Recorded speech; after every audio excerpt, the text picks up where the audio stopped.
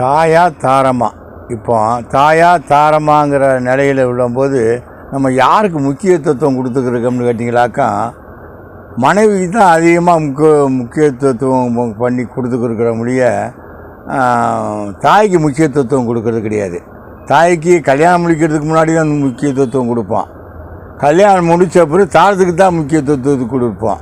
அப்போ நீதி செலுத்துறதுல எப்படி ஆகி போட்டிங்களாக்கா, நம்ம பலகீனமாக ஆகிவிட்டோம்.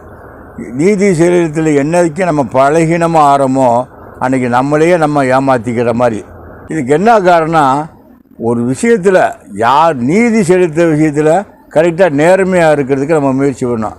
அது தாரமாக இருந்தாலும் சரி, தாயாக இருந்தாலும் சரி, எந்த பக்கத்தில் நீதி இருக்குது அவங்களுக்கு தகுந்தமான முறையில் நம்ம பக்குவமாக சொல்லணும். எந்த பக்கத்தில் இருந்தாலும் நீதி நம்ம தவறாத நிலையில் நடக்கணும். அப்படிங்கிற முறையில் நம்ம எடுத்தால் தான் கரெக்டாக தாரத்துக்கு உயர்த்தி பேச மாட்டோம், தாய்க்கும் உயர்த்தி பேச மாட்டோம். அப்போ நீதி விஷயத்தில் நம்ம கரெக்டாக இருக்கணும்னா நம்ம என்ன செய்யணும்னு கேட்டிங்களாக்கா, நம்ம ஆரம்பத்துலேருந்தே அதுக்கு உண்டான பயிற்சி எடுக்கணும். பயிற்சி எடுக்காத நிலையில் எந்த விஷயமும் வந்துடாது. அந்த வீழ்ச்சியில் பயிற்சி எடுக்கணும்னு சொன்னால் சின்னதுலேருந்து தாய் தகப்பன் சொல்லிக் கொடுக்கணும். அந்த தாய் தகப்பன் சொல்லிக் கொடுக்காத விளைவு தான் தாரம் வந்தவொடனே மாறக்கூடிய சூழ்நிலை ஏற்படுது.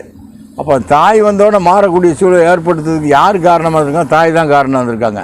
தாய்களை முதியோர் உள்ளத்தில் கொண்டு சேரக்கூடிய சூழ்நிலை ஏற்பட்டு, இதுக்கெல்லாம் என்ன காரணம்னா அவங்களாம் செஞ்சுக்கிறதில்ல.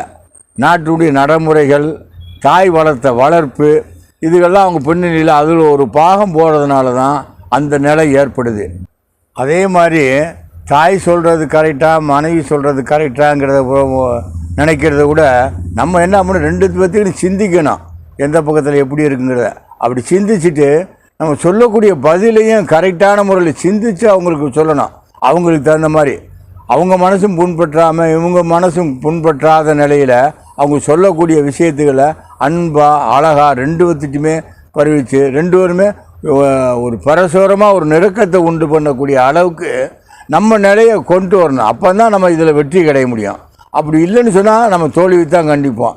அந்த வெற்றி ஏறணும்னு சொன்னால் சிந்தித்து செயல்படக்கூடிய சூழ்நிலையை நம்ம ஏற்படுத்திக்கணும்.